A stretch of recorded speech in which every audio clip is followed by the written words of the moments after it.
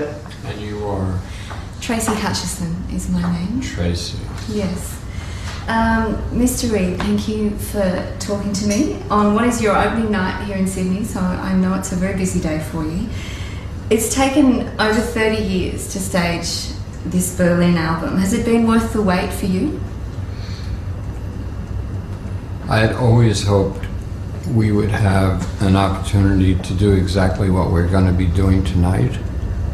I just never thought it would really happen.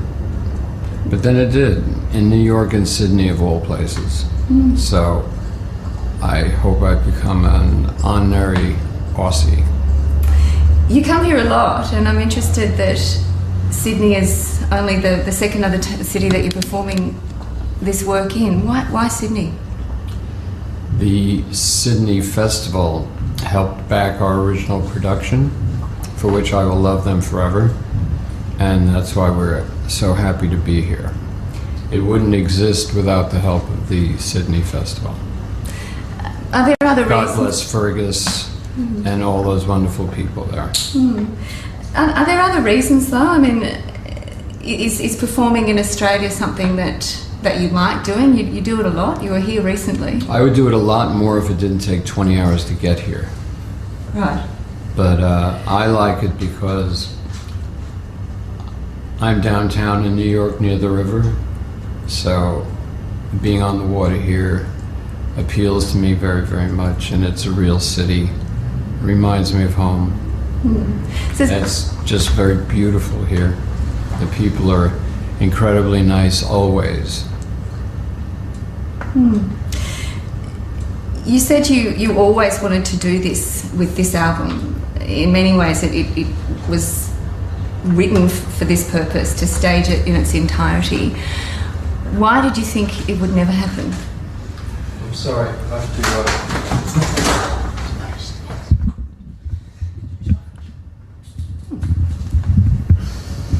Can you just re-ask that question? Yes, I will. Are we up? Yes, thank you. Yeah. You mentioned that you always wanted to do this with this record, Berlin, but you didn't think it would ever be possible to stage it this way, to perform it in its entirety. Why did you think it would never happen? Bob Ezrin, the original producer, and I had always had a little dream of taking this and putting it on the stage.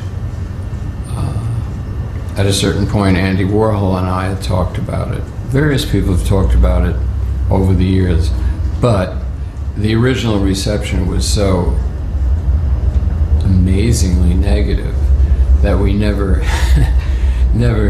had a chance to even begin to try to implement the ideas. And it wasn't until within the last 10 years when Susan Feldman from St. Anne's, where I had done a thing called Songs for Jello with John Cale, which is a musical biography of Andy Warhol. And she would always say, why don't we stage Berlin? And at this point, I never wanted to talk about it again. And I considered it impossible. And I told her that. But she would always keep asking. And one day, I had been talking to my friend Julian Schnabel, and he said he wanted to make a movie of it. I said, well, it's funny you're saying that because Susan Feldman's been saying, why don't you stage it at St. Anne's? And I figured, well, why not? So I told her, okay, fine. We'll stage it at St. Anne's. You talked about the amazingly negative response to this album when it came out. I think the most depressing record ever made was one of the assessments of it from my readings. You have always maintained that it didn't... Well, when someone says the most depressing record ever made, if I took this ignorant person to see Hamlet, what might he think of the end?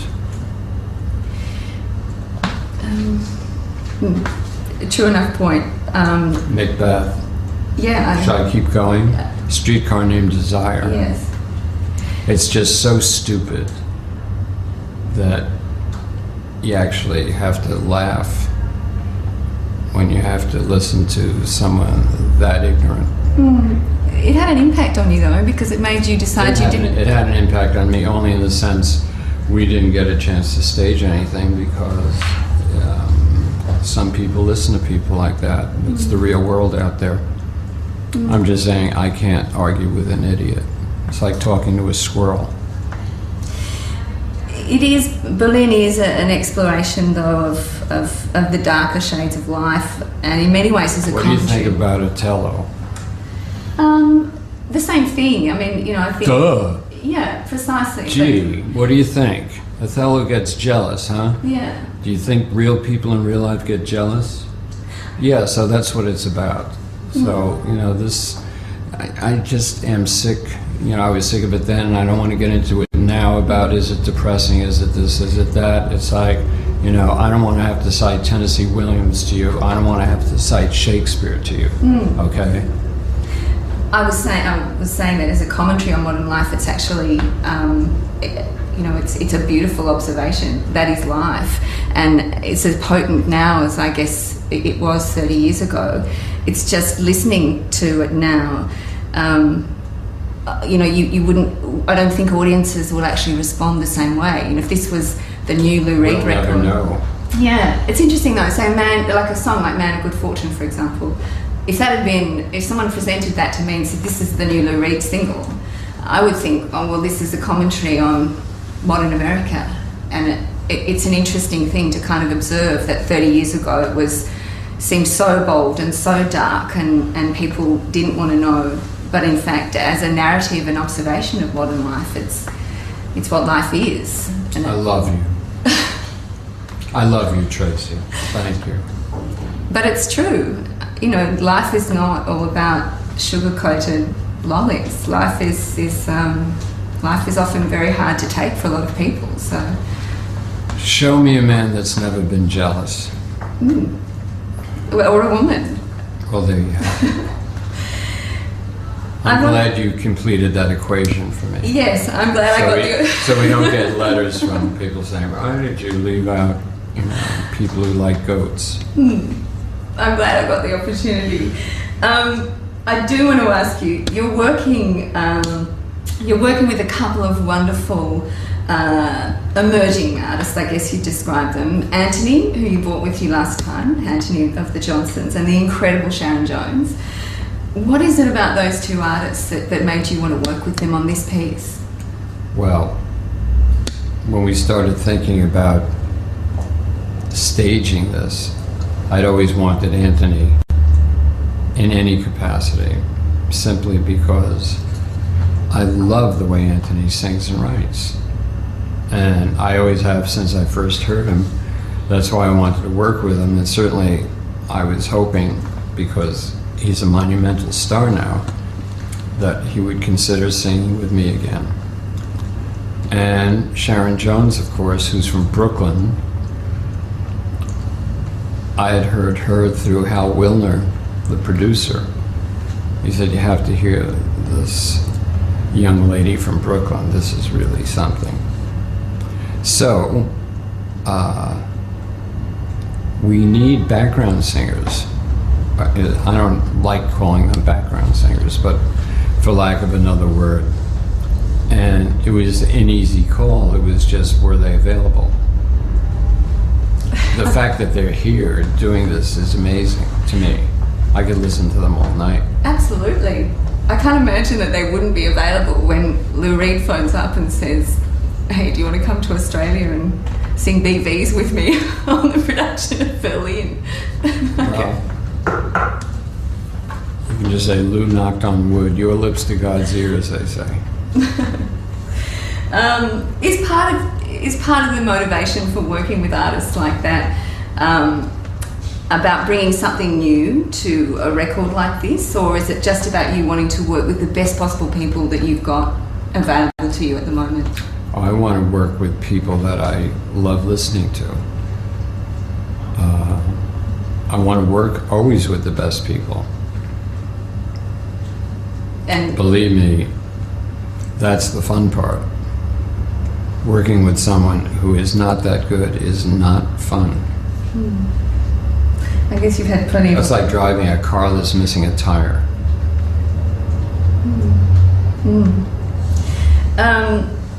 You're also working obviously with some of the original collaborators, Bob, and I know you've enlisted Hal Wilner on this, and he's done such a beautiful job with the Come So Far for Beauty piece.